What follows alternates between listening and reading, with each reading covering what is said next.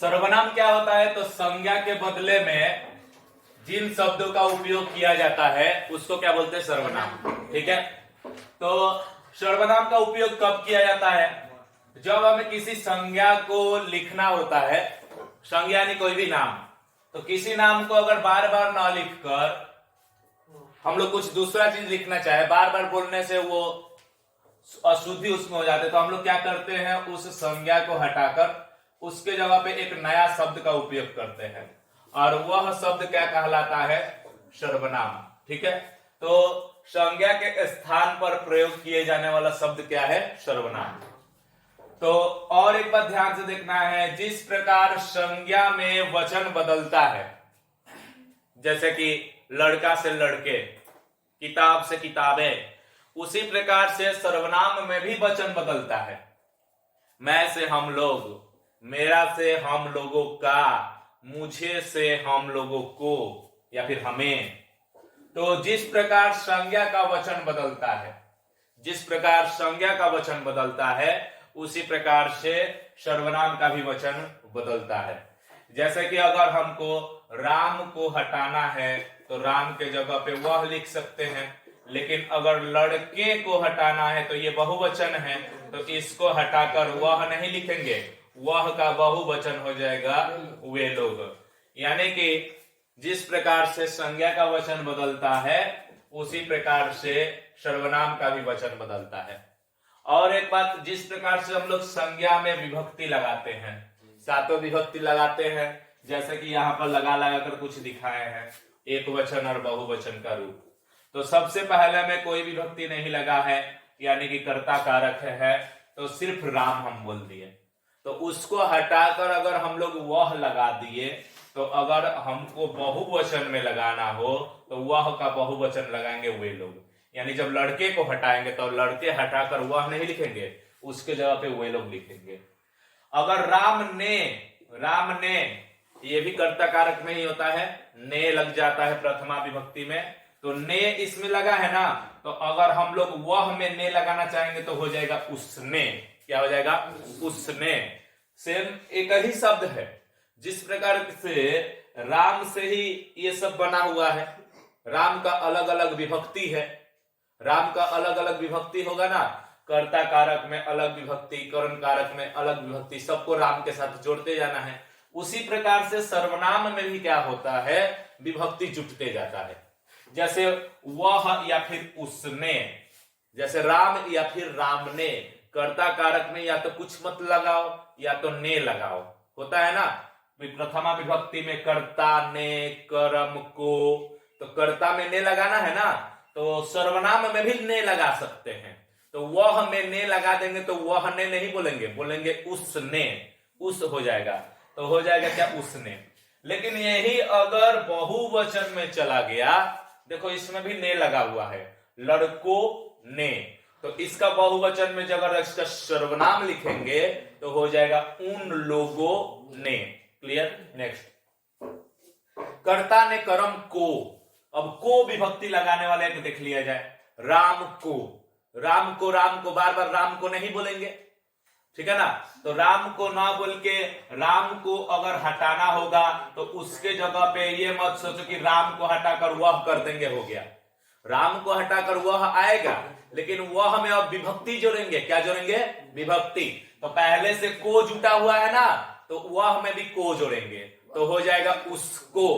वह में जोड़ते समय उस बन जाता है, विभक्ति जोड़ते समय क्या बन जाता है? उस। और इसका बहुवचन अगर करना हो तो उसके जगह पे हो जाता है उन। क्या हो जाता है? उन। जैसे कि उसको, उसको, और इसका बहुवचन स को हटाकर न कर दो तो हो जाएगा उनको, या फिर उन लोगों को। लोगो लगाओगे तो भी चलेगा, लेकिन स को हटाकर न बनाना जरूरी है, ठीक है। तो को लगाना होगा तो राम को हटाकर उसको या फिर उसे, और लड़कों को ये बहुवचन में हो गया तो देखो सर्वनाम का रूप भी बदल गया। क्या हो गया? उन लोगों को, चाहे उन्हें। अच्छा, तृतीया में क्या होता है? कर्ता ने कर्म को करण से या फिर के द्वारा, के द्वारा लगता है ना, तो राम के द्वारा, ये तृतीय विभक्ति में है। किसका तृतीय विभक्ति है? तो राम का। किसका? राम का। अब जब राम के द्वारा वहां से हटाएंगे तो उसके जगह पे एक नया शब्द का प्रयोग करना होगा, और वो नया शब्द सर्वनाम होगा, क्योंकि संज्ञा को हटाकर आने वाला शब्द क्या होता है? सर्वनाम होता है। तो राम के द्वारा जब हटाए हम लोग तो वह लगाएंगे, तो वह का अब विभक्ति भी जोड़ना पड़ेगा। जैसे इसमें के द्वारा जुटा था ना, तो वह हमें भी के द्वारा जोड़ेंगे। तो वह हम के द्वारा जोड़ेंगे तो वह के जगह पे उस का यूज होगा, तो हो जाएगा उस के द्वारा। क्या हो जाएगा? उसके द्वारा। के द्वारा जोड़ना है ना, वह हमें जोड़ना है, तो वह उस में बदल जाएगा, यानी हो जाएगा उसके द्वारा। और इन्हीं का, इसी का बहुवचन करना है तो जहां पे स है वहीं पे बना दो न, तो उसके द्वारा का बहुवचन हो जाएगा उन के द्वारा। इसके बाद वाला विभक्ति का हम नहीं लिखे हैं। मान लो कि इसके बाद वाला होता है के लिए। क्या होता है? के लिए। राम के लिए। राम के लिए को हटाकर अगर करना है तो उसमें जोड़ दो, तो उसके लिए। क्या हो जाएगा? उसके लिए। और इसका बहुवचन हो जाएगा, सौ को बना दो नौ, उनके लिए। उसके बाद हो जाएगा पांचवा में, पंचमी विभक्ति में क्या आता है? से। तो से आता है, तो राम से।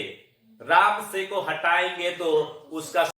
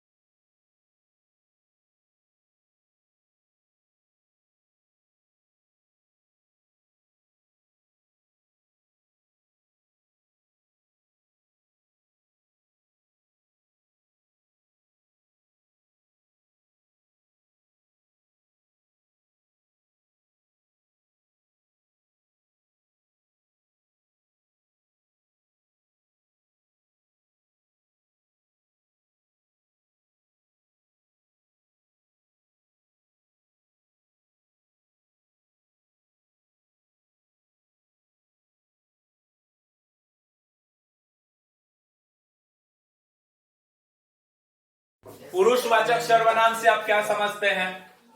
तो जब पुरुष या स्त्री के नाम के स्थान पर पुरुष से ही पुरुषवाचक हो गया है, किसी पुरुष के नाम के स्थान पर या फिर किसी स्त्री के नाम के स्थान पर जिन शब्दों का या फिर जिन सर्वनाम का प्रयोग किया जाए, तो ये 3 तरीके के शब्द होते हैं, इसीलिए इसको 3 भाग में बांटा गया, जिसको हम लोग किस नाम से जानते हैं? प्रथम पुरुष, मध्यम पुरुष और उत्तम पुरुष। इसमें का ऑब्जेक्टिव क्वेश्चन भी आता है। तो क्या क्या ऑब्जेक्टिव क्वेश्चन आता है? तो वक्ता और श्रोता से संबंधित। वक्ता यानी बोलने वाला, श्रोता यानी सुनने वाला। तो बोलने वाला जब आदमी है, बोलने वाला आदमी यानी मैं खुद हूं, और मैं खुद अपना नाम ना बोलकर, मैं अपना नाम ना बोलकर कुछ दूसरे सर्वनाम का उपयोग करूंगा, तो वह सर्वनाम कैसा सर्वनाम होगा? उत्तम पुरुष में होगा। पुरुषवाचक सर्वनाम में किस पुरुष में? उत्तम पुरुष। यानी कि जब हम लोग, तुम लोग खुद अपने आप को ले लो, जब हम लोग अपना नाम ना बोलकर, क्या अपना नाम ना बोलकर कुछ दूसरे शब्दों का यूज करते हैं, जैसे कि अगर पूछ दिए यह मार्कर किसका है, मेरा है ना, तो मैं अपना नाम बोला कि मेरा बोला? मैं बोला मेरा, तो मेरा यहां पर क्या हुआ? मेरा यहां पर पुरुषवाचक सर्वनाम है, वो भी कौन से पुरुष में? उत्तम पुरुष में। क्यों? क्योंकि यहां पर मेरा वर्ड का जो यूज किया हूं वो मैं अपने नाम नहीं बोला, अपना नाम बोला। इतना देर से मैं पढ़ा रहा हूं, अपने बारे में बोलकर मैं पढ़ा रहा हूं, इसमें भी मैं अपना नाम नहीं बोला। क्या बोला? मैं। किस शब्द का उपयोग किया? मैं। तो जब बोलने वाला व्यक्ति, जब बोलने वाला व्यक्ति, यहां पर बोलने वाला कौन है? तो अपना नाम मैं एक बार भी नहीं बोला हूं, एक बार भी नहीं बोला हूं, हर एक बार एक एक सर्वनाम का उपयोग कर रहा हूं, ठीक है ना? अपने लिए हर एक बार सर्वनाम का उपयोग कर रहा हूं, और जिन सर्वनामों का उपयोग बोलने वाला व्यक्ति अपने को प्रदर्शित करने के लिए करता है, यहां पर बोलने वाला व्यक्ति मैं हूं, और मैं अपने आप को प्रदर्शित करने के लिए या फिर अपने नाम के जगह पर जिन सर्वनाम का उपयोग करूंगा वो सभी उत्तम पुरुष में होंगे। यानी सिंपल सी बात, बोलने वाला। उत्तम पुरुष में कौन आते हैं? बोलने वाला। नेक्स्ट, सुनने वाला मध्यम पुरुष यानी श्रोता। श्रोता को क्या बोलते हैं? सुनने होने वाला। जैसे मैं कब से बोले जा रहा हूं और सुनने वाले ये सब है, यानी कि तुम लोग हो, तो तुम लोगों का नाम ना बोलकर मैं बोला तुम लोग। क्या बोला? तुम लोग। नाम नहीं बोला ना। तुम क्या कर रहे हो? सुनने वाला तुम हो, और तुम्हारे बारे में ही बोल रहे हैं, यानी तुम का यूज किया, नाम का यूज नहीं किया। तुम्हारा किताब कहाँ है? तुम्हारा किताब कहाँ है? इसमें भी नाम का यूज नहीं किया। किस चीज का यूज किया? तुम्हारा। तो तुम से संबंधित जितना चीज है विभक्ति लगाते जाओ आप। जैसे इसमें क्या बोला? उत्तम पुरुष में मैं, हम लोग। क्या होता है? मैं, हम लोग। अब इसका जितना विभक्ति होता है सब इसी में आएगा। जैसे मेरा, मेरा भी इसी में आएगा क्योंकि षष्ठी विभक्ति है। मुझसे इसी में आएगा, मेरे लिए इसी में आएगा, मेरे द्वारा इसी में आएगा। मैं में कितना भी विभक्ति लगा दो सब इसी में आएगा। सब किस में आएगा? उत्तम पुरुष, पुरुषवाचक में। मध्यम पुरुष में तुम से संबंधित जितना है, तुम, तुम्हें, तुम्हारा, तुम्हारे लिए, तुमसे, ठीक है ना, तुझसे, ये सब किस में आएगा? मध्यम पुरुष में आएगा। क्योंकि सामने वाला या फिर सुनने वाला व्यक्ति को न पुकार कर या फिर उसका नाम न लेकर जिन सर्वनाम का उपयोग किया जाए, तुम लोग सुनने वाले हो, तुम लोगों का नाम न लेकर मैं जिन शब्दों का उपयोग करूंगा वो सभी शब्द मध्यम पुरुष में आएंगे। प्रथम पुरुष में कौन आते हैं? तो वक्ता और श्रोता। वक्ता यानी हो गया मैं, और श्रोता यानी हो गया तुम लोग। जिस चीज के भी बारे में चर्चा करते हैं, जैसे कि हम लोग जिस चीज के बारे में पढ़ाई करेंगे तो उसका चर्चा करेंगे, ठीक है ना। जैसे हम लोग नेपोलियन के बारे में पढ़ेंगे या फिर किसी कोशिका के बारे में पढ़ेंगे। क्या पढ़ेंगे? कोशिका के बारे में। तो कोशिका के बारे में या फिर किसी व्यक्ति के बारे में या फिर किसी महिला के बारे में जब पढ़ेंगे तो उनका नाम ले लेकर हम लोग बोलेंगे वह, किताब में लिखा रहता है ना, वह बहुत अच्छा आदमी था, वह इतना ईस्वी में उसका जन्म हुआ, तो उसका भी क्या हुआ, प्रथम पुरुष। यानी वह से संबंधित जितना भी कारक विभक्ति लगा दो सब किस में आएगा, प्रथम पुरुष में आएगा। क्लियर। नेक्स्ट, पुरुषवाचक में ये सब हो गया। पुरुषवाचक में प्रथम पुरुष, मध्यम पुरुष, उत्तम पुरुष तीनों मिलाकर पुरुषवाचक सर्वनाम। नेक्स्ट हो गया क्या, प्रश्नवाचक सर्वनाम। प्रश्नवाचक सर्वनाम का उपयोग सवाल पूछने के लिए किया जाता है। तो सवाल दो तरीके से पूछा जाता है, एक आदमी से संबंधित, मनुष्य से संबंधित, और दूसरा जीव जंतु या फिर किसी सामान से संबंधित। अगर मनुष्य से संबंधित प्रश्न होगा तो कौन का उपयोग करेंगे, किसका, कौन। अगर जीव जंतु से संबंधित क्वेश्चन रहेगा तो क्या का यूज करेंगे। दो ही सर्वनाम होता है। अब तुम लोग बोलोगे किसका क्या है, किसके लिए क्या है, ठीक है ना। हम लोग किसके लिए भी बोलते हैं ना, तो वो सब इसी का क्या है, विभक्ति है कौन ही, लेकिन उसमें बहुत सारा क्या कर दिया जाता है, विभक्ति लगा दिया जाता है। जैसे कि यह कलम किसका है, यह कलम किसका है, तो किसका इसी का एक रूप है, कौन का ही एक रूप है षष्ठी विभक्ति का। यानी सर्वनाम दुएगो होता है इसमें। प्रश्नवाचक सर्वनाम कितने होते हैं, दो होते हैं। क्या क्या, एक कौन और दूसरा क्या। नेक्स्ट, और यह मत समझो कि एग्जाम में किसका आ जाएगा तो इसमें नहीं डालेंगे, किसका भी इसी में आएगा, किसके द्वारा वो भी इसमें, किसके लिए वो भी इसी में, ठीक है ना। किस लिए, किससे, किसके द्वारा, किसका, सब इसमें आएगा। जितना भी क्वेश्चन पूछने वाला विभक्ति जोड़ दो। एक बात हम शुरू में ही बोले थे कि सर्वनाम हमें याद करना है और उसमें विभक्ति जोड़ देने पर वहीं पे रहेगा, यानी वही सर्वनाम रहेगा। जैसे कौन और क्या प्रश्नवाचक सर्वनाम है ना, तो कौन और क्या से कितना भी विभक्ति जोड़ दो सब प्रश्नवाचक सर्वनाम में ही आएगा। किसका, किसके लिए, किसके द्वारा, सब प्रश्नवाचक सर्वनाम। ठीक है। नेक्स्ट, निश्चयवाचक। निश्चयवाचक नजदीक और दूर के चीजों को प्रकट करने के लिए, कौन से चीजों को, नजदीक में कोई भी सामान हो, चाहे वो आदमी हो, चाहे जानवर हो, चाहे कोई भी वस्तु हो, नजदीक में दिखाकर अगर हम लोग बोलते हैं या फिर दूर में दिखाकर बोलते हैं, जो कि हमारे सामने उपलब्ध होना चाहिए, जो हमारे सामने उपस्थित होना चाहिए, ठीक है ना। तो हमारे सामने अगर उपस्थित है तो उसको निश्चयवाचक बोलेंगे, निश्चित रूप से बोलेंगे, पूरा गारंटी के साथ कि यह हाथी है, यह किताब है, ठीक है ना, वह कलम है, ठीक है ना। तो ऐसे करके बोलेंगे तो ये दो गो होता है, कौ गो होता है, दुगो, एगो यह और एगो वह। यह से संबंधित सब इसमें आ जाएगा, यह, इसका, इसके लिए, इसके द्वारा, उसके द्वारा, ये सब इसमें आ जाएगा। लेकिन हाँ, सामने प्रेजेंट रहना चाहिए। नजदीक के लिए यह और दूर के लिए वह। यह का बहुवचन ये सब और वह का बहुवचन वे सब। नेक्स्ट, अनिश्चयवाचक। अनिश्चय मतलब अनजान, अनजान चीजों को प्रदर्शित करने के लिए या फिर अनिश्चित चीजों को प्रकट करने के लिए इनका उपयोग होता है। अनजान है, जो हमारे लिए क्या है, अनजान है। तो अनजान आदमी भी हो सकता है और अनजान वस्तु भी हो सकता है। तो अनजान व्यक्ति रहेगा तो हम लोग यूज करेंगे कोई का, इस चीज का कोई या फिर किसी, ठीक है।